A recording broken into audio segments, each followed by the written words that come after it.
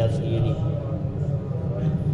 یا رسول اللہ وعلا آلک و اصحابک یا سیدی یا حبیب اللہ الصلاۃ والسلام علیک یا سیدی یا رحمت للعالمین وعلا آلک و اصحابک یا سیدی یا خاتم النبیین۔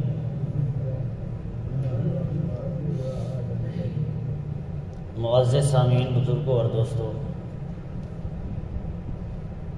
محرم الحرام کا یہ آخری جمعہ ہے، اور پچھلے جمعہ پر میں نے عرض کیا تھا کہ واقعہ کربلا کا پس منظر جو ہے کہ حضرت امام حسین رضی اللہ تعالی عنہ مدینہ الرسول کو چھوڑ کر شہر مکہ میں تشریف لاتے ہیں، اور پھر شہر مکہ کو چھوڑ کر جو ہے وہ کربلا کی سرزمین پر جو ہے وہ تشریف لے کر جاتے ہیں۔ تو اس کی وجہ اور پس منظر جو ہے جس کو سمجھنا جو ہے وہ ہمارے لیے ضروری ہے، اور عقیدہ کی پختگی کے لیے اور اہل بیت سے محبت کے لیے یہ باتیں ضروری ہیں، کیونکہ آج کل کچھ لوگ یزید کی حمایت میں جو ہے وہ حضرت امام حسین رضی اللہ تعالی عنہ کے بارے میں ایسے الفاظ بولتے ہیں کہ جو محبت والوں کے سننے کے لیے جو ہے وہ قابل برداشت نہیں ہوتے، اور پھر کہتے ہیں کہ واقعہ کربلا ہی آپ اتنا کیوں چڑھا کر بیان کرتے ہیں، کربلا بھی اتنا بڑا واقعہ نہیں ہے، اس کو آپ اتنا کیوں اہمیت دیتے ہیں۔ تو یہ سمجھنے کے لیے ضروری ہے کہ باقی جنگوں میں مسلمان شہید ہوئے ہیں، اور واقعہ کربلا میں حضور کا شہزادے شہید ہوئے ہیں۔ حضور کا خون جن میں ہے، جن کو خون رسول کی نسبت حاصل ہے، حضور کا کربلا میں خون بہایا گیا ہے، سرکار علیہ الصلوۃ والسلام سے نسبت رکھنے والوں کا خون بہایا گیا ہے، اور ان کا خون بہایا گیا جن کو حضور نے کندھوں پر بٹھایا ہے۔ تو اس لحاظ سے جو ہے اس کو زیادہ جو ہے وہ اہل محبت جو ہے وہ اس کو بیان کرتے ہیں۔ اور دوسری بات یہ یاد رکھیں، واقعہ کربلا اس لیے اس نیت سے بیان کرنا کہ میں لوگوں کو رواؤں گا، رلانے کے لیے واقعہ کربلا بیان کرنا حرام ہے، اس لیے بیان کیا جائے۔ اعلیٰ حضرت نے یہ فتاویٰ رضویہ میں یہ فتویٰ دیا ہے، فرمایا کہ اس نیت سے واعظ کا بیان کرنا کربلا کے واقعات کو کہ لوگ روئیں گے اور غم حسین کو ظاہر کرنا، تو فرمایا یہ حرام ہے، کیونکہ کسی کا بھی غم کرنا جو ہے وہ 3 دن سے زیادہ جائز ہی نہیں ہے، سوائے اس کی بیوی کے کہ وہ عدت میں بیٹھے گی، وہ عدت گزارے گی۔ باقی رشتہ دار، بھائی بہن، دوست، سب کے لیے یہی ہے کہ وہ صرف اور صرف 3 دن تک جو ہے وہ کسی کا سوگ منا سکتے ہیں۔ تو سوگ جائز نہیں ہے، غم جائز نہیں، لیکن کسی کی یاد میں بیٹھنا جو ہے یہ جائز ہے، ان کی یاد منانا جائز ہے، غم جو ہے وہ جائز نہیں ہے کہ غم کے لیے یا لوگوں کو رلانے کے لیے ایسی باتیں بڑھا چڑھا کر بیان کی جائیں، تو یہ تو ویسے ہی ہمارے بزرگوں نے حرام قرار دیا ہے۔ لیکن وہ باتیں بتانا بھی ضروری ہیں کہ جو غلط لوگ منسوب کرتے ہیں ان کی طرف، اور ان کو مظلوم اور ان کو پھر لاچار بے بس ثابت کرنے کی کوشش کرتے ہیں، اور لوگوں کو رلانے کے لیے ایسی باتیں کرتے ہیں کہ لٹ گئے، کچھ بھی نہیں بچا، تو ایسی باتیں کرنا جو ہے وہ اعلیٰ حضرت نے منع کیا ہے۔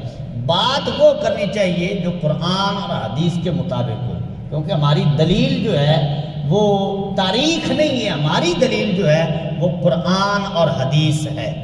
بعد میں ہم تاریخ کو دیکھتے ہیں کہ اگر کوئی ایسی بات جو قرآن اور حدیث کے مطابق ہے تو اس کو ہم ماننے کے لیے تیار ہیں، اور اگر کوئی ایسی بات تاریخ میں موجود ہے جو قرآن اور حدیث کے مخالف ہے تو ہم اس تاریخ کو جوتے کے نوک پر رکھتے ہیں، ہم اس بات کو تسلیم کریں گے جو قرآن میں ہو یا پھر حضور علیہ الصلوۃ والسلام کے فرمان میں موجود ہو، کیونکہ ہماری دلیل قرآن ہے یا حضور کا فرمان ہے۔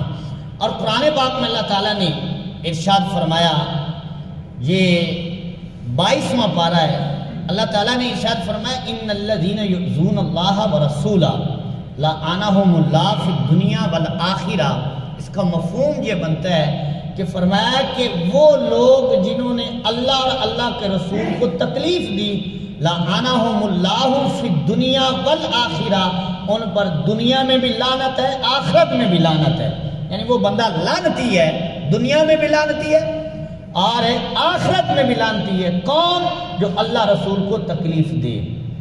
تو کربلا میں رسول کریم صلی اللہ تعالی علیہ وسلم کو جو تکلیف دی گئی، اس کا اندازہ کون کر سکتا ہے؟ حدیث پاک میں ہے، حضور علیہ السلام نے ارشاد فرمایا من آذانی فی اہل بیتی فقد آذ اللہ، فرمایا جس نے میری اہل بیت کو تکلیف دی وہ ایسے ہی ہے کہ جیسے اس نے اللہ تعالیٰ کو تکلیف دی۔ اور قرآن کہتا ہے جو اللہ تعالیٰ کو تکلیف دے وہ دنیا میں بھی لعنتی ہے اور آخرت میں بھی لعنتی ہے۔ تو آپ سوچ سکتے ہیں کہ یزیدی کتنے بڑے لعنتی ہوں گے جنہوں نے حضور علیہ السلام کی آل کو گھر میں سے بلا کر جو ہے پھر کربلا میں ستایا، اور پھر ستانے کے بعد پانی بند کرنے کے بعد جو ہے پھر ان کو شہید کر دیا۔ تو آپ اس بارے میں غور کر سکتے ہیں کہ انہوں نے کتنا بڑا ظلم کیا ہے اور کتنی بڑی لعنت کے وہ مستحق ہوئے ہیں کہ جو انہوں نے کربلا میں آل رسول کے شہزادوں کو بلا کر ستایا اور پھر ان کو شہید کیا۔ تو اس وقت حضور علیہ السلام کے قلب اطہر پر کیا گزری ہوگی جب حضور علیہ السلام کی آل کے شہزادے حضرت امام حسن کے شہزادے، حضرت امام حسین کے شہزادے اور حضور علیہ السلام کی اولاد کے حضرت علی رضی اللہ تعالیٰ کے دیگر بیٹے جو ہیں وہ کربلا میں شہید ہو رہے تھے۔ تو اس وقت حضور علیہ السلام کے قلب اطہر پر جو گزری ہوگی وہ کون بیان کر سکتا ہے، اور کتنی تکلیف ہوگی حضور علیہ السلام کو۔ تو اللہ فرماتا ہے جو میرے محبوب کو تکلیف دیتا ہے وہ دنیا میں بھی لعنتی ہے، آخرت میں بھی لعنتی ہے۔ اور پھر دوسری حدیث پاک میں ہے حضور علیہ السلام نے ارشاد فرمایا اللہم انی احبہما فاحبہما، مولا میں ان دونوں سے پیار کرتا ہوں، یعنی حسن و حسین سے پیار کرتا ہوں۔ فرمایا مولا میں ان سے پیار کرتا ہوں، الہی جو ان سے پیار کرے تو ان سے پیار کرنا۔ یہ کتنے محبوب ہیں اللہ تعالیٰ کو۔ اور پھر آگے فرمایا مولا جو ان سے بغض رکھے تو ان سے بغض رکھنا۔ اور پھر قرآن پاک میں دوسری جگہ میں اللہ تعالیٰ نے ارشاد فرمایا، یہ 26واں پارہ ہے، فرمایا وَهَلْ عَصَيْتُمْ إِن تَوَلَّيْتُمْ أَن تُفْسِدُوا فِي الْأَرْضِ وَتُقَطِّعُوا أَرْحَامَكُمْ أُولَٰئِكَ الَّذِينَ لَعَنَهُمُ اللَّهُ۔ یہ آیت حضرت امام احمد ابن حنبل اور رحمۃ اللہ تعالیٰ علیہ بہت بڑے ہمارے فقہ کے سنیوں کے بہت بڑے بزرگ اور امام گزرے ہیں، اور ان کے جو مقلد ہیں ان کو حنبلی کہا جاتا ہے۔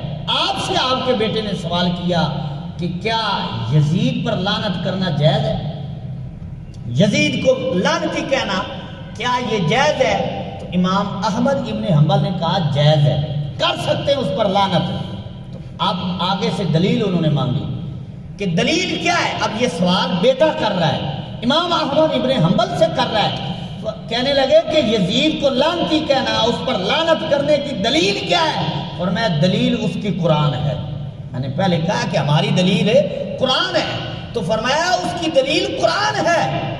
تو انہوں نے کہا پھر کون سا قرآن کا حصہ اس پر دلالت کرتا ہے؟ فرمایا اللہ تعالیٰ نے قرآن پاک میں ارشاد فرمایا فَهَلْ عَصَيْتُمْ إِن تَوَلَّيْتُمْ، فرمایا کیا اللہ تعالیٰ تمہیں سرداری دے تو کیا فرمایا تم منہ پھیرو گے ان تفسدوا فی الارض، فرمایا کیا تم زمین میں فساد پھیلاؤ گے، وَتُقَطِّعُوا أَرْحَامَكُمْ، اور تم اپنے رشتہ داروں کو مارو گے، قتل کرو گے۔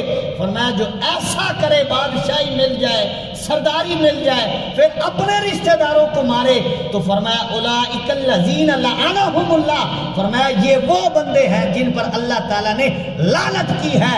تو حضرت امام احمد ابن حنبل فرماتے ہیں کہ جو اپنے رشتہ دار کو مارے اللہ نے اس پر لعنت کی ہے، جو رسول اللہ کے رشتہ داروں کو جو شہید کرے تو فرمایا ان پر کتنی لعنت ہوگی۔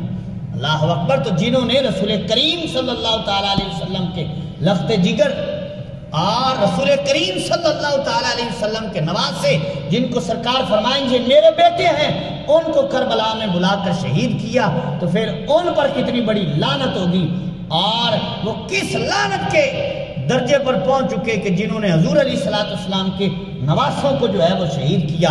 اور پھر دیکھیے حدیث پاک میں آتا ہے، حضرت ام سلمہ رضی اللہ تعالی عنہا آپ فرماتی ہیں، یہ انصاری صحابیہ ہیں، سلمہ انصار عورت میں ہے، وہ کہتی ہیں کہ میں حضرت ام سلمہ کے پاس گئی۔ ترمذی شریف میں یہ حدیث پاک موجود ہے اور مجموع الزوائد میں بھی موجود ہے۔ حضرت سلمہ کہتی ہے میں ام سلمہ جو حضور کی زوجہ ہیں، جنہوں نے حضور علیہ السلام کا عقد پایا ہے، سرکار علیہ السلام کے عقد میں حضور کی بیوی ہیں، ان کے پاس کہتی ہیں کہ میں گئی تو میں نے جب دیکھا، میں پہنچی تو وہی تب کی، وہ رو رہی تھی، وَقُلْتُ مَا يُبْكِيكِ، میں نے جا کر کہا کہ آپ کیوں رو رہی ہیں؟ تو اس وقت آپ فرماتی ہیں، رسول اللہ صلی اللہ علیہ وسلم کی زوجہ فرماتی ہیں، رأیت الآن رسول اللہ صلی اللہ علیہ وسلم فی المنام، حضور علیہ السلام کی زوجہ کہتی ہیں کہ میں نے ابھی حضور کو خواب میں دیکھا ہے، میں نے سرکار کو خواب میں حضور کی میں نے زیارت کی ہے۔ اب یہ سنیے، اگلے الفاظ سنیے، کس حالت میں زیارت کی ہے؟ آپ کی زوجہ فرماتی ہے میں نے حضور کو خواب میں دیکھا، نیند میں، وَعَلَىٰ رَأْسِهِ وَلِحْيَتِهِ التُّرَابُ، کہتی ہیں کہ حضور کے سر انور پر بھی مٹی لگی ہوئی ہے، حضور کی ریش مبارک ہے، داڑھی مبارک پر بھی مٹی جو ہے وہ لگی ہوئی ہے۔ تو وَهُوَ يَبْكِي، سرکار علیہ السلام بھی جو ہے یبکی یعنی رو رہے تھے۔ تو آپ کہتے ہیں فَقُلْتُ مَا لَكَ یا رسول اللہ، میں نے عرض کیا یا رسول اللہ آپ کی یہ حالت کیوں ہے؟ تو حضور علیہ السلام نے فرمایا شہیدت قتل الحسین آنفا، حضور علیہ السلام نے اپنی زوجہ سے فرمایا ابھی میں نے دیکھا، میں کربلا سے آ رہا ہوں اور میرے شہزادے حسین کو شہید کر دیا گیا ہے۔ اللہ اکبر۔ تو یہ حضرت ام سلمہ بیان کرتی ہیں کہ حضور علیہ السلام کو میں نے حضرت امام حسین کی شہادت کے وقت اس حال میں دیکھا۔ اور حضرت ام سلمہ سے دوسری روایت منقول ہے، آپ فرماتی ہیں کہ حضرت امام حسین کی ولادت ہوئی، حضور علیہ السلام نے اٹھایا، پیار فرمایا تو جبریل حضور علیہ السلام کی خدمت میں حاضر ہوئے اور سلام عرض کیا، اور حضرت جبریل نے حضور علیہ السلام کو ایک مٹی پیش کی اور وہ مٹی حضرت ام سلمہ کو دی، اور حضور علیہ السلام نے فرمایا اے ام سلمہ یہ مٹی کربلا کی ہے، اس کو اپنے پاس رکھ، اور فرمایا جب اس کا رنگ بدل جائے سمجھ لینا کہ میرے اس بیٹے حسین کو شہید کر دیا گیا ہے۔ اللہ اکبر۔ تو حضرت ام سلمہ فرماتی ہیں جب میں نے خواب دیکھا تو پھر میں نے وہ مٹی اٹھا کر دیکھی تو وہ خون کی حالت میں بدل چکی تھی، وہ بھی خون بن چکی تھی، تو مجھے اس وقت یقین ہو گیا کہ حضور نے جو فرمایا تھا وہ سچ فرمایا تھا، کربلا میں امام حسین کو شہید کر دیا گیا ہے۔ تو یہ خبریں تھیں، لیکن ان ساری چیزوں کے پس منظر الصواعق المحرقہ میں دیکھیں، حضرت علی رضی اللہ تعالیٰ عنہ سے منقول ہے، آپ ایک سفر پر تھے کہ کربلا سے گزرے، جب کربلا سے گزرے تو رونے لگ گئے،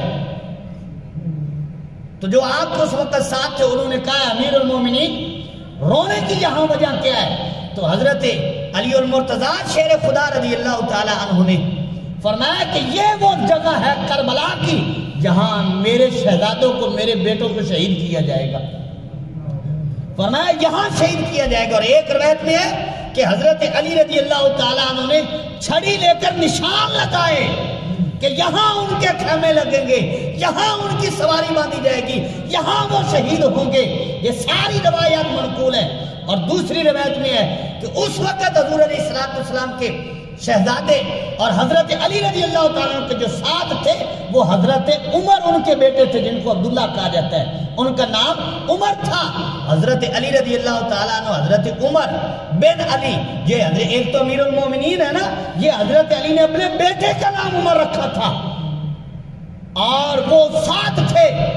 حضرت علی رضی اللہ تعالیٰ عنہ فرماتے ہیں اے عمر جب یہ وقت آئے نا میرے بیٹے سے تو میرے بیٹے سے بے وفائی نہ کرنا، ان کے ساتھ رہنا۔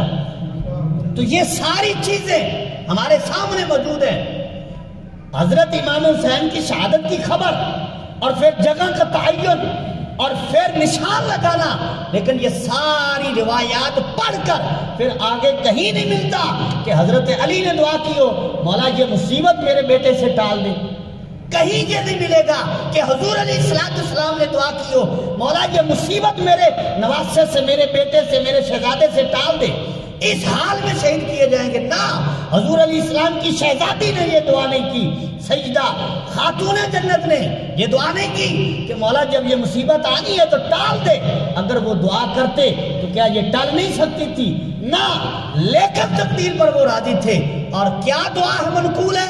حضور علیہ السلام دعا کرتے ہیں اللہم آت الحسین صبرا و اجرا، مولا میرے حسین کو صبر بھی دینا اور اجر بھی دینا۔ صبر کی دعا کی جا رہی ہے، ٹالنے کی دعا نہیں کی جا رہی۔ کیا رسول اللہ صلی اللہ تعالی وسلم دعا کرتے تو یہ ٹل نہیں سکتا تھا؟ نہ، رسول کریم صلی اللہ تعالی علیہ وسلم نے نہ دعا کی ہے اور نہ ہی رب سے مانگا ہے، دعا یہی کی ہے مولا میرے حسین پر جب یہ امتحان آ جائے تو میرے حسین کو صبر بھی دینا اور اجر بھی دینا۔ تو یہ پس منظر ہے۔ اور پھر دوسری بات دیکھیے، یزید نے جو ظلم ڈھایا، لوگ کہتے ہیں نہیں جی یزید تو بے قصور ہے، یزید کا اس میں کوئی قصور نہیں۔ اور پھر وہ حدیث قسطنطنیہ جو ہے بیان کی جاتی ہے کہ سرکار نے فرمایا وہ جو پہلا لشکر نکلے گا اس کا جو سالار ہوگا وہ لشکر بھی جنتی ہوگا، سالار بھی جنتی ہوگا، تو اس کا سردار تو یزید تھا۔ تو اگر تاریخ اور پھر احادیث محدثین کو پڑھے تو وہ فرماتے ہیں کہ جس وقت یہ لشکر نکلا اس وقت تو یہ پیدا ہی نہیں ہوا تھا، تو یہ حدیث کا مصداق کیسے ہو سکتا ہے؟ اور آگے فرماتے ہیں کہ وہ جو سرکار نے فرمایا اس لشکر کا جو سردار تھا وہ یہ یزید نہیں تھا اور یزید تھا جو اس لشکر کا سالار بن کر نکلا تھا، جس کے لیے حضور نے یہ پہلے بشارت سنائی ہے۔ تو اگر خنزیر کو کوئی بندہ دریا میں ڈال دے تو دریا میں ڈالنے سے خنزیر جو ہے وہ پاک نہیں ہوگا بلکہ وہ دریا کو بھی ناپاک کر دے گا، پلید کر دے گا۔ تو یہ جو یزید کو اپنا ابا بنا کے دریاؤں میں اٹھا کر ڈالتے ہیں کہ نہیں یہ اس طرح پاک ہو جائے گا، اس طرح پاک ہو جائے گا، میں نے کہا اس نے تو جا رہا ہے جہنم میں، جو تم اس کو اٹھائے پھر تو یہ تمہیں بھی ساتھ لے جائے گا۔ اپنا سوچو اور اس سے بچ جاؤ، کیونکہ یہ پاک نہیں ہو سکتا جو اس پر خون رسول کا دبا لگ چکا ہے، یہ اس سے پاک نہیں ہو سکتا۔ اپنے آپ کو بچاؤ اور امام حسین کے دامن میں آ جاؤ، ہاں یہ ضروری ہے۔ اور پھر اس بد باطن کے حالات تھوڑے سے پڑھیے۔ حدیث میں آتا ہے جس کو واقعہ حرہ کہا جاتا ہے کہ یزیدی لشکر نے مدینہ تو رسول پر حملہ کیا اور 12,497 صحابی اور تابعین اور حافظ قرآن کو شہید کیا گیا۔ کس کے دور سے؟ یہ واقعہ کربلا کے بعد کی بات ہے۔ مدینہ شریف پر اس کی فوج نے حملہ کیا، 12,000 صحابہ کرام تابعین حافظ قرآن اس میں شہید ہوئے اور 1,000 سے زیادہ پاکیزہ بیوی عورتیں جو ہیں ان کی عزتوں کو پامال کیا گیا۔ یہ یزید کا دور ہے، اس کی فوج کا حال میں آپ کو بتا رہا ہوں۔ کیا یہ ساری چیزوں کو پس منظر کر کے جو ہے ہٹا کر تم اس کو جو ہے اس کی وکالت کرو گے؟ یہ میں بات اس لیے کر رہا ہوں کہ کچھ لوگوں نے کتابیں لکھی اور اس کتابوں میں یہ ثابت کرنا چاہا کہ یزید جو ہے معاذ اللہ ثم معاذ اللہ وہ امیر المومنین اور امام حسین حق پر نہیں تھے، اور انہوں نے اس بات کی طرف زور لگایا ہے کہ یزید نے جو کیا ہے وہ حق تھا اور معاذ اللہ امام حسین جو وہ باغی تھے۔ تو میں نے کہا اگر وہ حق یہ ہے تو وہ حق تمہیں جو ہے وہ مبارک ہو، ہم اس حق کو نہیں مانتے، ہم اس حق کو مانتے جو امام حسین لے کر آئے تھے، حق پر امام حسین تھے۔ اور پھر اس کا حال دیکھیے، حضرت ابو سعید خدری رضی اللہ تعالیٰ عنہ صحابی رسول ہیں، ان کی داڑھی شریف کو نوچا گیا۔ حضرت سعید ابن مسیب رضی اللہ تعالیٰ عنہ یہ تابعین ہے بلکہ افضل التابعین ہیں۔ آپ فرماتے ہیں کہ میں اس وقت مسجد نبوی میں موجود تھا، میں نے اپنا روح بدل لیا، پاگلوں کی حالت بنا لی، تو مجھے یہ سمجھ کر انہوں نے چھوڑ دیا۔ فرماتے 3 دن تک جو ہے وہ مسجد نبوی میں اذان ہی نہیں ہوئی۔ اس کے دور میں گھوڑے باندھے گئے مسجد نبوی میں، 3 دن تک کہتے ہیں کہ اذان نہیں ہوئی۔ اور فرماتے ہیں کہ میں مسجد نبوی میں حضور علیہ السلام کے روضہ اقدس کے قریب تھا، مجھے پاگل سمجھ کر انہوں نے چھوڑ دیا۔ فرماتے جس وقت اذان کا وقت ہوتا تھا تو روضہ رسول سے اذان بھی آتی تھی، اقامت کی آواز بھی آتی تھی۔ یہ سعید ابن مسیب رضی اللہ تعالیٰ نے بیان کرتے ہیں۔ تو بتاؤ ان واقعات کو پیچھے رکھ کر یزید کی وکالت کی جائے گی؟ اچھا جو یہ کہنا کہ یزید اچھا تھا، یزید یہ تھا وہ تھا، تو اس سے اب ہم لڑ تو سکتے نہیں ہیں۔ اس سے بندہ صرف اتنا کہہ سکتا ہے کہ یار ٹھیک ہے تو ایسا کر، تو بھی دعا کر، میں بھی دعا کرتا ہوں، تو یہ دعا کر کہ مولا مجھے قیامت کے دن یزید کے ساتھ اٹھا، اور میں دعا کرتا ہوں مولا مجھے امام حسین کے ساتھ اٹھا، پھر پتہ چل جائے گا حق پر کون ہے۔ تو یہ دعا نہیں کر سکے گا، کیونکہ اس کو پتہ ہے اصل میں کہ ہے تو وہ بد باتیں نہیں، ہے تو وہ لعنتی، تو یہ نہیں کر سکتا۔ اور پھر 60 ہجری یہ وہ وقت ہے کہ جس سے حضرت ابو ہریرہ سلطان الحدیث، کثیر حدیثوں کے راوی، آپ بھی پناہ مانگتے تھے اور آپ دعا کرتے تھے مولا مجھے 60 ہجری سے پہلے موت دے دے۔ اور پھر حضرت ابو ہریرہ 59 ہجری کو آپ کا وصال ہوتا ہے، دعا آپ کی قبول ہوئی۔ وہ اس لیے دعا مانگتے تھے کہ حضور علیہ السلام نے آپ کو 2 علم عطا فرمائے تھے۔ آپ فرماتے تھے کہ حضور علیہ السلام نے مجھے ایک ظاہری علم عطا فرمایا ہے اور ایک باطنی علم عطا فرمایا ہے، اور فرماتے تھے کہ اگر وہ باطنی علم میں تمہارے سامنے پیش کروں تو تمہارے اندر سننے کی طاقت اور سخت نہیں ہے۔ فرمایا وہ ایسی ایسی باتیں حضور نے مجھے بتائی ہیں کہ تم سن کر میرا گلا کاٹ دو کہ ابو ہریرہ یہ کیسی باتیں کر رہا ہے۔ تو فرمایا اس علم میں اللہ کے محبوب نے مجھے یہ بتایا ہے کہ 60 ہجری میں جو کچھ ہوگا، اور فرمایا کہ یہ چھوکروں کی حکومت کا دور ہوگا، اور آپ دعا کرتے تھے مولا اس چھوکرے کی حکومت سے مجھے پہلے موت دے دے۔ اور پھر حدیث میں ہے کہ امارت الصبیان کی جو نوجوانوں کی امارت، بادشاہت، اور وہ نوجوانوں کی بادشاہت جو ہے وہ یزید سے ہوئی۔ یزید کے دور میں یہ سارے معاملات پیش ہوئے، اور جس کے بارے میں احادیث میں جو ہے وہ اشارہ کیا گیا۔ اور بلکہ حدیث میں یہ بھی ہے کہ حضور علیہ السلام سے البدایہ میں اور الصواعق المحرقہ میں کہ حضور علیہ السلام نے فرمایا کہ میری امت ہمیشہ ہی عدل پر، انصاف پر قائم رہے گی، یہاں تک کہ ایک نوجوان بنو امیہ سے ہوگا جس کو یزید کہا جائے گا۔ فرمایا پہلے میری سنت زندہ رہے گی، وہ آ کر میری سنت کو مردہ کرے گا، میری سنت کو کاٹے گا، میری سنت کو ختم کرے گا۔ تو یہ یزید کے حالات ہیں۔ اور پھر حضرت امام حسین نے کیوں نہیں یزید کی بیعت کی؟ اس کی وجہ ہے، کیوں کہ یزید لعنتی پلید تھا، اور اس کے حالات جو محدثین نے اور مؤرخین نے لکھے ہیں، ایک تو وہ شرابی تھا، عام شراب پیتا تھا، اور دوسرا وہ زانی تھا، اور تیسرا وہ سوتیلی ماؤں سے جو ہے وہ نکاح کو جائز قرار دیتا تھا، سوتیلی بہنیں جو ہیں ان سے نکاح کو جائز قرار دیتا تھا، کتوں سے کھیلتا تھا، بندر نچاتا تھا، اور دین رسول کا مذاق اڑاتا تھا، اور نماز کا تارک تھا۔ جب حضرت امیر معاویہ رضی اللہ تعالیٰ عنہ آپ کا وصال ہوتا ہے تو اس نے تخت پر جب بیٹھنا چاہا تو اس کو سب سے پہلا جو خوف تھا وہ یہ تھا کہ اگر امام حسین نے میری بیعت نہ کی تو میری حکومت نہیں چل سکے گی۔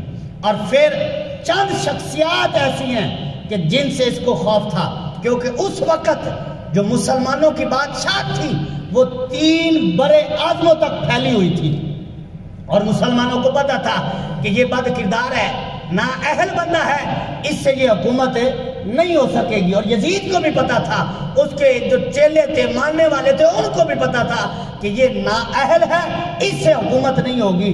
3 بڑے اعظموں کی حکومت جو ہے وہ اس کے جب وہ تخت نشین ہوا، اس نے جو ہے وہ حکومت پر قبضہ کیا، تو سب سے پہلے اس نے جو کام کیا وہ حضرت امام حسین کے بارے میں مدینہ شریف کا جو گورنر ہے ولید بن عتبہ، ان کو خط لکھا کہ سب سے پہلے جو کام کرنا ہے وہ امام حسین سے بیعت لینی ہے، یہ یزید نے کہا۔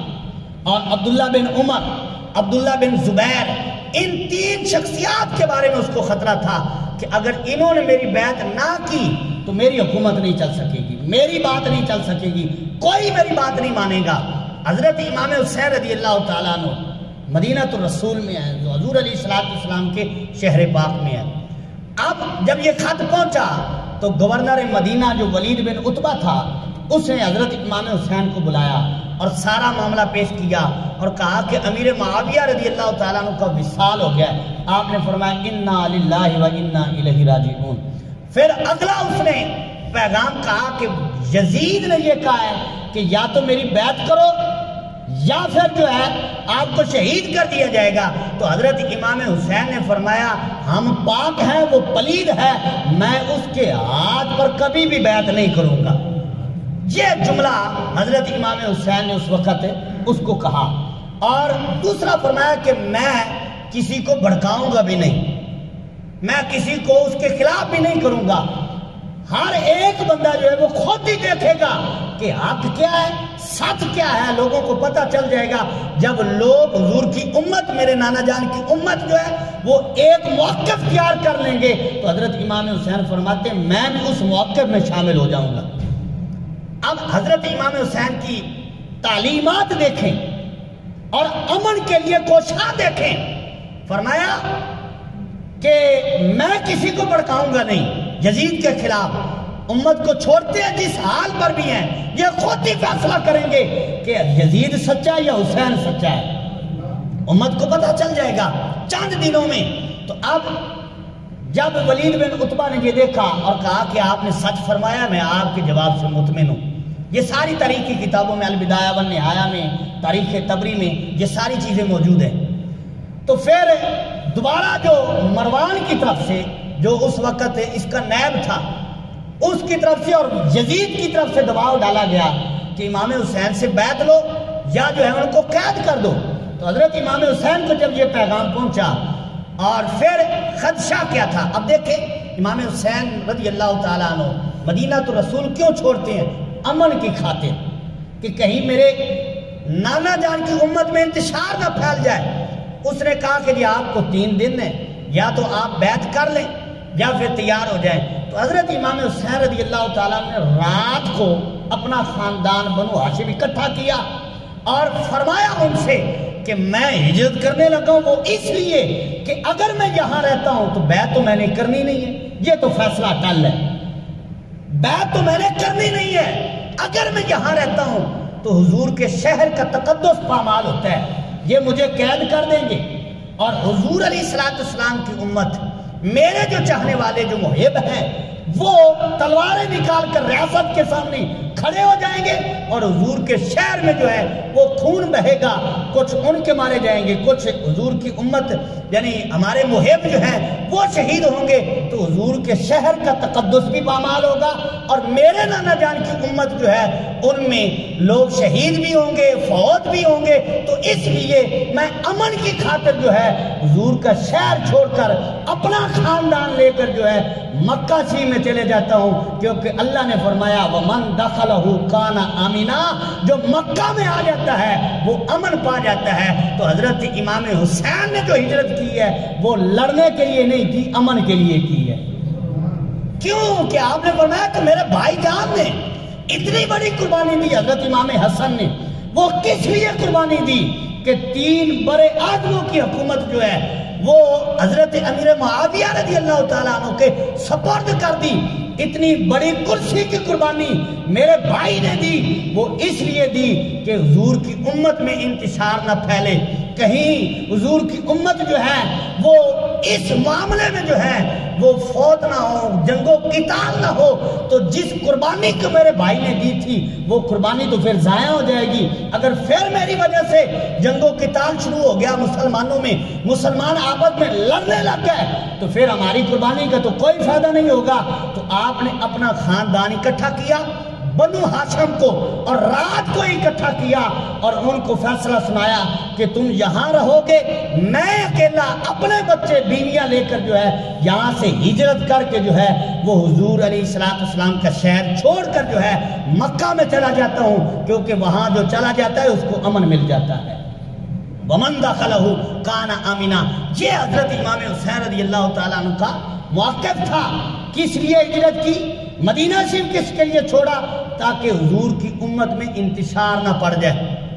اب ہجرت کی, اب فیصلہ یہ کیا کہ میں جو ہجرت کروں گا میں اپنا خاندان لے کر جاؤں گا, باقی بنو ہاشم کوئی بھی نہیں جائے گا. اس میں آپ کی 3 زوجہ محترمہ تھیں, حضرت لیلہ بنت مرہ, حضرت ام رباب بنت امرؤ القیس, اور تیسری آپ کی زوجہ حضرت سلامہ جن کا نام حضرت شہر بانو ہے.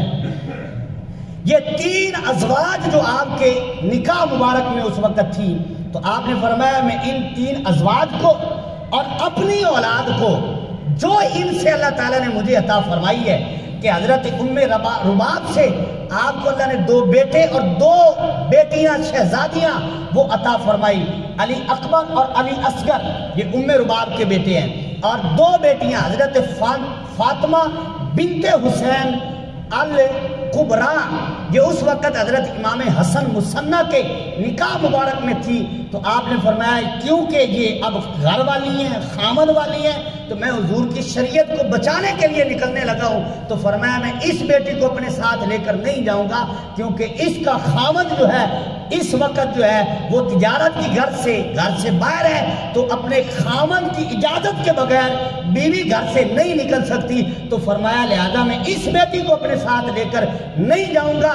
اور دوسری بیٹی فاطمہ بنت حسین الصغریٰ، جن کو سکینہ کہا جاتا ہے اور اصل نام ان کا سکینہ ہے، ہمارے عرب ہمارے عجم میں پاکستان وغیرہ کے جو شہر عجمی ہیں ان میں ان کو سکینہ پڑھا جاتا ہے اور نام ان کا سکینہ ہے، تو فرمایا میں اس اولاد امجاد کو، اور پھر حضرت شہر بانو کے جو شہزادے حضرت امام زین العابدین، اور پھر حضرت لیلہ سے جو حضرت عبداللہ بن حسین اور حضرت ابو بکر بن حسین، یہ جو مجھے اللہ نے اولاد عطا فرمائی ہے، فرمایا میں ان کو اپنے ساتھ لوں گا اور مدینہ شریف سے رات کو ہجرت کر کے مکہ چلا جاؤں گا، نہ ان کو پتہ چلے گا، نہ خون ریزی ہوگی، نہ ہی حضور علیہ السلام کی امت میں جنگ و قتال ہوگا، تو میں راتوں رات سفر کروں گا۔ اور فرمایا پھر میں رات کو سفر کیا کروں گا اور دن کو کسی جگہ پہ جو ہے وہ ٹھہر جایا کریں گے، تاکہ ہم باحفاظت جو ہے اس مختصر سے قافلے کو اپنے ساتھ لے کر میں مکہ چلا جاؤں۔ میں مکہ میں جا کر جو اپنا کوئی تجارت کر لوں گا، کوئی کاروبار چھوٹا سا کر لوں گا اور اپنے گھر کے معاملات کو سنبھال لوں گا۔ اور فرمایا پھر جب حضور کی امت کوئی ایک موقف یزید کے بارے اختیار کر لے گی، تو جو حضور کی امت کا فیصلہ ہوگا وہ میں حسین کا بھی ہوگا۔ اب یہ ساری باتیں آپ سمجھیں، حضرت امام حسین رضی اللہ تعالیٰ کی غرض نیت کیا ہے کہ قتل و غارت نہ ہو۔ اپنا خاندان جب لے کر نکلتے ہیں تو پھر آپ کے وہ بھائی جو باپ کی طرف سے سگے تھے اور ماں کی طرف سے جو ہے وہ حضرت ام البنین کے بیٹے تھے، 4 بھائی، حضرت عباس جن کو کربلا میں علم بردار کا لقب ملتا ہے، حضرت غازی عباس وہ، اور حضرت ابو بکر بن علی اور حضرت عبداللہ بن علی اور حضرت عثمان بن علی اور ایک حضرت جعفر بن علی، یہ 4 یا 5 بھائی باپ کی طرف سے جو سکے ہیں وہ آپ کے سامنے آ گئے اور کہا اے بھائی آپ ہمیں چھوڑ کر جا رہے ہیں، یہ تو نہیں ہو سکتا۔ فرمایا اس دنیا میں اس وقت اگر آپ کا کوئی سب سے بڑا خادم ہے تو وہ ہم ہیں، ہم علی کے بیٹے آپ کے خادم ہیں۔ تو فرمایا ہم آپ کے ساتھ جائیں گے، ایک لمحہ بھی آپ سے جدا نہیں ہو سکتے۔ فرمایا ہم آپ سے جدا نہیں ہوں گے اور آپ کو اکیلے بھی نہیں جانے دیں گے، وہ اس لیے کہ ہماری ماں نے حضرت ام البنین نے ہمیں یہ وصیت کی، جیسے ہم شعور پکڑتے گئے ہمیں عقل آئی، تو ہم ہر ایک بھائی کو، ہماری امی جان نے یہ وصیت کی تھی کہ بیٹا ٹھیک ہے تم علی کے بیٹے ہو لیکن فاطمہ کے بیٹے نہیں ہو۔ فرمایا جی ہماری ماں کی وصیت تھی کہ وہ رسول اللہ کی بیٹی ہے اور ان کے بیٹے حسن و حسین ہیں۔ ہماری ماں یہ وصیت کرتی تھی کہ اپنے آپ کو حسن و حسین کے برابر نہیں سمجھنا، ہمیشہ ہی ان کو اپنا خادم سمجھنا ہے۔ فرمایا ہے بیٹے ہی ہیں علی کے بیٹے، لیکن امام حسین کو اپنا بھائی نہیں کہتے، فرماتے ہیں ہم تو آپ کے خادم ہیں، ہم تو آپ کو نوکر ہیں، کیونکہ یہ ہماری ماں کی ہمیں وصیت تھی۔ اچھا اب دیکھیے یہ بھائی سامنے آ گئے، انہوں نے کہا جی ہم تو آپ کے ساتھ جائیں گے، یہ تو ہو ہی نہیں سکتا کہ ہم آپ کو چھوڑ دیں، جب تک ہم ہیں آپ تک کوئی پہنچ ہی نہیں سکتا۔ یہ کون ہے؟ حضرت علی کے بیٹے ہیں، اور کیا نام ہے؟ عباس، غازی عباس علم بردار۔ آگے جا کے میں واقعات کروں گا۔ حضرت ابو بکر بن علی، حضرت عبداللہ بن علی، حضرت عثمان بن علی۔ اچھا اب یہاں دوسری بات غور کرنے والی ہے، ہیں کن کے بیٹے؟ علی کے بیٹے ہیں۔ نام کیا ہے؟ ابو بکر۔ نام کیا ہے عثمان، نام کیا ہے عمر. یار دیکھو بیٹے اللہ نے لخت جگر جان کا پارا عطا کیا ہے، تو نام کس کے نام پہ رکھا جاتا ہے؟ کبھی کسی نے دشمن کے نام پہ بھی نام رکھا بیٹے کا؟ اچھا اب میں مثال آپ کے سامنے عرض کرتا ہوں. کبھی کسی نے محب اہل بیت جو ہے وہ اپنے بیٹے کا نام یزید رکھے گا؟ کبھی بھی نہیں ہو سکتا. کیوں کہ ہم اہل بیت سے پیار کرتے ہیں. یزید کوئی نہیں نام رکھتا، کیوں کہ ہمیں اس سے محبت نہیں ہے. بیٹے کا نام رکھیں گے محمد حسین، احمد حسین، حسین علی، فقیر حسین، یہ ہماری اولاد کے نام ہوتے ہیں کیونکہ ہمیں ان سے پیار ہے. تو علی نے اپنے بیٹوں کا کیا نام رکھا ہے؟ ابو بکر بن علی، عمر بن علی، عثمان بن علی. یہ نام رکھ کے بتایا ہے کہ میں نام اپنے بیٹوں کے ان کے نام پر رکھوں گا، کیونکہ نام بیٹوں کے لوں گا اور یاد اپنے یاروں کی آ جایا کرے گی. اچھا پھر اگلی بات بھی دیکھیں.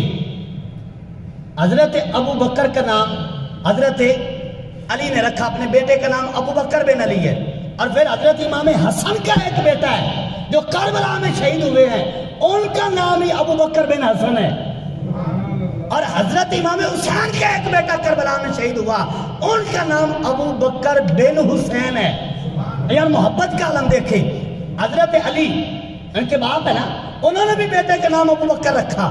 حضرت امام حسن، اچھا خاندان میں ایک نام رکھا جائے نا، تو اب آگے کہتے نہیں یار وہ فلانے کا نام ہے تو اب کیوں رکھنا؟ ایک نام خاندان میں ہو، ایک گھر میں ایک نام رکھا گیا تو دوبارہ اس کا نام خاندان میں نہیں رکھا جاتا. یار وہ میرے چاچے کے بیٹے کا نام ہے، میرے بھائی کے بیٹے کا نام ہے، لیکن قربان جائیں یہاں محبت کی مثال دیکھیں. حضرت علی نے بھی بیٹے کا نام ابو بکر رکھا، امام حسن نے بھی بیٹے کا نام ابو بکر رکھا، امام حسین نے بھی اپنے بیٹے کا نام ابو بکر رکھا، تاکہ زمانے والوں کو پتا چلے کہ ہماری کوئی دشمنیاں نہیں ہیں، ہم تو آپس میں پیار کرنے والے ہیں. ان کے نام پہ نام رکھ کے بتایا ہے کہ ہماری کوئی دشمنی نہیں ہے، ہم ابو بکر سے بھی پیار کرتے ہیں، عمر سے بھی پیار کرتے ہیں اور علی سے بھی پیار کرتے ہیں. اور پھر جب یزید نے خلافت کا اعلان کیا تو امام حسین نے رد کس دلیل پر کیا؟ فرمایا اس کی میں اس لیے بیعت نہیں کروں گا کیونکہ اس کی خلافت خلفائے جو اربع خلفائے راشدین جو ہیں ان کی خلافت پر اس کی خلافت نہیں ہے. ہم ان کی خلافت کو مانتے ہیں، اس کی نہیں مانیں گے. یہ دلیل دی کس نے؟ امام حسین نے.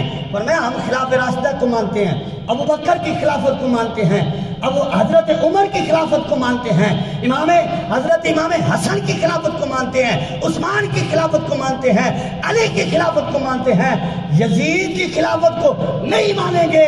فرمایا کیوں کہ ہم پاک ہیں، یہ پلید ہے.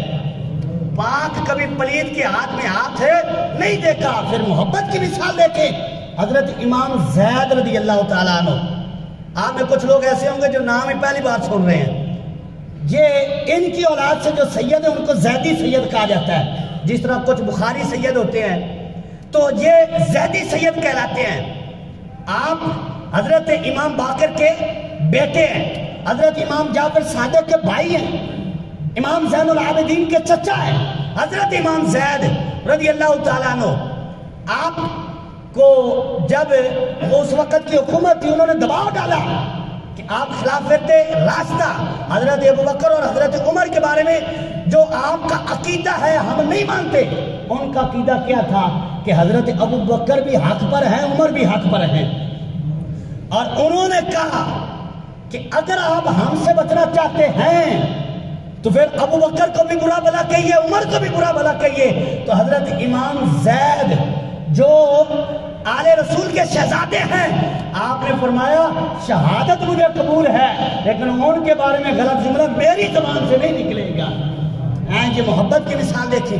پھر حضرت امام حسین ان سے لڑے، حضرت امام زید ان سے لڑتے ہوئے شہید ہو گئے اور آپ کے جسم مبارک کو ایک درخت کے ساتھ تقریباً 3 سال اور کچھ ماہ جو ہے وہ لٹکا دیا گیا. کپڑے جو بسیدہ ہو گئے، گر گئے. جب کپڑے گرے تو اللہ نے مکڑی کو حکم دیا، مکڑی نے آپ کے جسم پر جالا بن دیا. آپ کا جسم محفوظ کر دیا، اور اتنے سال آپ کا جسم جو ہے وہ اس درخت سے لٹکا رہا، اور 4.25 سال کے بعد حضرت امام زید کا اس درخت سے جسم مبارک اتارا گیا، اور اتارنے والے کہتے کہ جب ہم نے 4.25 سال کے بعد آپ کے جسم مبارک کو جب اتارا تو محسوس ایسے ہوتا تھا جیسے ابھی آپ کو شہید کیا گیا ہے۔ تو یہ محبت کی مثال ہے آل رسول کی، جو رسول کریم صلی اللہ تعالی وسلم کے صحابہ سے وہ محبت کرتے ہیں۔ اور پھر دوسری بات یہاں دیکھیں، میں نے عرض کیا کہ حضرت امام حسین کی 3 زوجہ محترمہ تھیں، ہر ایک سے علیحدہ علیحدہ اولاد تھی۔ حضرت سلامہ جن کا نام ہے شہر بانو، ان سے حضرت امام زین العابدین تھے، اور کربلا سے یہی واپس آئے۔ اس کی ایک وجہ ہے، حضرت امام حسین رضی اللہ تعالیٰ عنہ چاہتے تو کربلا سے حضرت علی اکبر بھی واپس آ سکتے تھے، آپ چاہتے تو کربلا سے علی اصغر بھی واپس آ سکتے تھے، آپ چاہتے تو کربلا سے آپ کے بیٹے عبداللہ بن حسین بھی واپس آ سکتے تھے، آپ چاہتے تو آپ کا بیٹا کربلا سے حضرت ابو بکر بن حسین بھی واپس آ سکتے تھے۔ یہ امام زین العابدین کا واپس آنے میں حکمت کیا ہے؟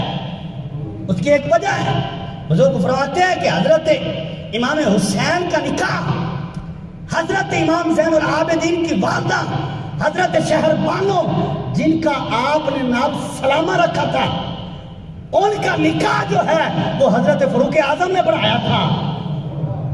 جب وہ مال غنیمت میں غالباً مدین کی 3 شہزادیاں آئیں تو اب سوال ہوا کہ ان کا نکاح کس سے کیا جائے؟ تو کسی نے کہا کہ آپ اپنے بیٹے سے کر دیجئے۔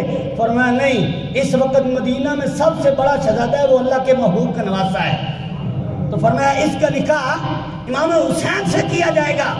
تو حضرت امام زین العابدین کربلا سے واپس پلٹے، وہ اس لیے کہ حضرت امام حسین نے یہ بتایا ہے کہ اس میں راز یہ ہے کہ ان کی ماں سے میرا نکاح امیر المومنین فاروق اعظم نے بڑھایا تھا، فرمایا ان سے میری اولاد آگے چلے گی، فرمایا جو سید ہوگا وہ میرا بھی ادب کرے گا، اور جو میرا جس نے نکاح فاروق اعظم نے پڑھایا ہے جو سید ہوگا، نکاح پڑھانے والے امیر المومنین فاروق اعظم کا بھی ادب کیا کرے گا، کیونکہ ان کا نکاح فاروق اعظم نے پڑھایا ہے۔ فرمایا اس لیے امام زین العابدین ہی کربلا سے واپس جائیں گے۔ یہ حضرت امام حسین کا فیصلہ تھا، اور اللہ تعالیٰ کی اس میں حکمت تھی کہ کربلا سے حضرت امام زین العابدین، جن کا نام علی اوسط ہے، حضرت امام حسین نے 3 بیٹوں کے نام علی رکھے، ایک علی اکبر جو کربلا میں شہید ہوئے، اور ایک علی اصغر جو 6 ماہ کے شہید ہوئے، اور ایک علی اوسط، اور یہ علی اوسط جن کا لقب زین العابدین ہے، آپ کا نام علی اوسط ہے، لقب سے آپ مشہور ہو گئے، نام آپ لوگوں کو یاد نہیں مل رہا، تو آپ کا نام علی اوسط ہے، اور یہ لقب آپ کا زین العابدین ہے، کیونکہ آپ عبادت اتنی زیادہ کرتے تھے، عبادت زیادہ کرنے کی وجہ سے جو ہے وہ زین العابدین یعنی عبادت کرنے والوں کی زینت، یہ آپ کا لقب قرار پایا۔ کس وجہ سے؟ عبادت کو دیکھ کر نام آپ کا علی اوسط رکھا گیا۔ آپ ہی کربلا سے واپس آئے، شہر بانو کے بیٹے ہیں، اور حضرت فاروق اعظم رضی اللہ تعالی عنہ نے آپ کا نکاح جو ہے آپ کی ماں کا حضرت امام حسین سے خود پڑھایا تھا، اس لیے حضرت امام حسین نے امام زین العابدین کو کربلا سے واپس بھیجا کہ میری اولاد جو چلے گی جہاں میرا ادب کرے گا وہاں فاروق اعظم کا بھی ادب کرنے والا ہو۔ تو میں عرض کر رہا تھا کہ بھائیوں نے کہا جو باپ کی طرف سے سگے تھے، کہا کہ ہم تو آپ کے کھادے میں، ہم تو نہیں جانے دیں گے آپ کو اکیلا، ہم بھی آپ کے ساتھ جائیں گے۔ تو اس طرح یہ قافلہ جو ہے وہ حضرت امام حسین رضی اللہ تعالی عنہ کا گھر کے افراد پر مشتمل تھا، اور کربلا میں جو گھر کے افراد آل رسول کے شہید ہوئے ہیں 22 یا 23 مختلف اقوال ہیں، اور وہ کربلا میں جامع شہادت نوش کرتے ہیں۔ اور پھر دوسری بات دیکھیں، ان کی محبت کی مثال دیکھیں، کربلا میں جب خیمے لگائے گئے تو شمر یہ حضرت غازی عباس کا ماموں لگتا ہے، یعنی ام البنین جو آپ کی والدہ ہیں وہ اس کی چچا زاد بہن تھی۔ تو یہ یزید کے پاس جا کر کہنے لگا کہ مجھے شرم آتی ہے اپنی چچا زاد بہن سے کہ اس کے بیٹے ہمارے مخالف کھڑے ہوں اور ہم ان سے لڑے تو قیامت کے دن مجھے اپنی بہن سے شرم آئے گی، لہذا آپ امان لکھ دیں۔ تو یزید نے چاروں بھائیوں کے نام علیحدہ علیحدہ امان لکھی، اور یہ شمر گھوڑا دوڑا کر کربلا کے موقع پر خیموں کے قریب رات کے وقت آ کر پکارتا ہے، یا عباس بن علی، یا عثمان بن علی، اے عبداللہ بن علی، اے ابو بکر بن علی۔ تو اب یہ بھائیوں نے حضرت امام حسین سے کہا کہ ہمارا ماموں ہمیں بلا رہا ہے، اب آپ اجازت دے تو ہم اس کی بات سن لیں۔ تو آپ نے فرمایا مذاکرات کرنے میں کوئی بات نہیں، جاؤ اس کی بات سنو، دیکھتے ہیں کیا کہتا ہے۔ تو رات کے اندھیرے میں یہ قریب جا کر کھڑے ہو گئے۔ اب محبت کی مثال دیکھیں، اس نے کہا دیکھو تم میرے بھانجے لگتے ہو، یہ رشتہ بڑا پیارا ہوتا ہے، رشتہ بڑا پیارا ہوتا ہے، بہن کے جو بھائی ہوتے بڑے پیارے لگتے ہیں، بیٹے جو ہوتے بڑے پیارے لگتے ہیں۔ اس نے کہا تم میرے بھانجے ہو، میری بہن کے بیٹے ہو، یہ تمہارے نام کی امان ہے، امام حسین کو چھوڑو، جس شہر میں جانا چاہتے ہو چلے جاؤ، تمہیں حکومت بھی دی جائے گی، بادشاہت بھی دی جائے گی، امن بھی دیا جائے گا، اور جو مانگو گے وہ دیا جائے گا۔ اب جب اس نے یہ بات کی نا تو چاروں بھائیوں نے بغیر سوچے کہا لعنت اللہ علیکم، تجھ پر لعنت ہو، تیرے امان پر لعنت ہو، تیرے سر پہ لعنت ہو، ہم اس امن کو قبول نہیں کریں گے جو امام حسین کو چھوڑ کر دیا جا رہا ہے۔ فرمایا ہم امام حسین کو نہیں چھوڑ کر جائیں گے، وہیں سے واپس پلٹ آئے اور اس پر لعنت کر دی۔ تو یہ ان کی محبت کی مثال ہے۔ اور پھر حضرت ابو بکر بن علی، یہ جب کربلا کے موقع پر شہید ہوتے ہیں، آن محمد کا قصہ بیان کیا جاتا ہے، کرنا چاہیے، ہم محب ہیں۔ اور حضرت قاسم کا، حضرت علی اکبر کی شہادت، حضرت غازی عباس کی شہادت بیان کی جاتی ہے، تو جو دیگر حضرت امام حسین، حضرت امام حسن علی کے بیٹے کربلا میں شہید ہوئے ہیں، ان کا تذکرہ کس نے کرنا ہے؟ اور افسوس تو یہ ہے کہ ہمارے اسٹیجوں پر بھی وہ بیان ہو رہا ہے جو ان اسٹیجوں پر بھی نہیں بیان ہوتا۔ ایسے ایسے واقعات اور ایسی ایسی من گھڑت باتیں جو ہے جو کہ بندہ تصور میں بھی نہیں لا سکتا، وہ بیان کیا جاتا ہے۔ اور پھر ان کی شہادت کو تو بیان کیا جاتا ہے، تو ابو بکر بن علی کی شہادت کون بیان کرے گا؟ عمر بن علی کی شہادت کون بیان کرے گا؟ ان کا نام تک نہیں لیا جاتا۔ کس لیے نہیں لیا جاتا؟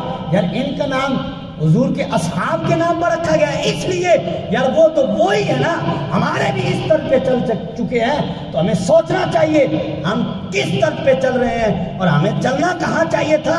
اور ہمیں جو جب اصحاب اور آل کی محبت کا ہم نام لیتے ہیں تو کربلا میں ابو بکر بن علی کی شہادت کون بیان کرے گا؟ اور پھر دیکھیے میں آخری بات کرنے لگا ہوں، حضرت ابو بکر بن علی، حضرت امام حسین رضی اللہ تعالیٰ عنہ کے باپ کی طرف سے بھائی جب کربلا میں جاتے ہیں، چہرے پہ کپڑا لیا ہوا ہے، تو آگے سے کسی نے کہا اپنا تعارف کروایا، تو کون ہے؟ تو فرمایا میں ابو بکر بن علی ہوں اور حسین کا نوکر ہوں۔ یہ بات سمجھیے، علی کا بیٹا ہوں، حسین کا نوکر ہوں۔ تو انہوں نے کہا تو علی کا بیٹا ہے تو حسین کا بھائی ہوا، تو نوکر کیوں کہہ رہا ہے؟ تو فرمایا ہماری ماں نے یہ ہمیں بتایا ہے، گٹی میں سکھایا ہے کہ اپنے آپ کو حسین کا بھائی نہ سمجھنا، ساری زندگی حسین کی نوکری کرنی ہے۔ تو فرمایا اس لیے میں حسین کا بھائی نہیں ہوں، میں حسین کا نوکر بن کے کربلا میں آیا ہوں۔ تو پھر جامع شہادت نوش کیا حضرت ابو بکر بن علی اور دیگر آل رسول کے جو شہزادے ہیں، انہوں نے جامع شہادت نوش کیا۔ انشاءاللہ تعالی اگلے جمعہ پر یہیں سے آگے جو ہے اگلی باتیں کربلا کے مکہ شریف کا سفر اور پھر کربلا تک جو ہے وہ عرض کیا جائے گا۔ اللہ تعالیٰ عمل کی توفیق عطا فرمائے، آمین وما علیہ۔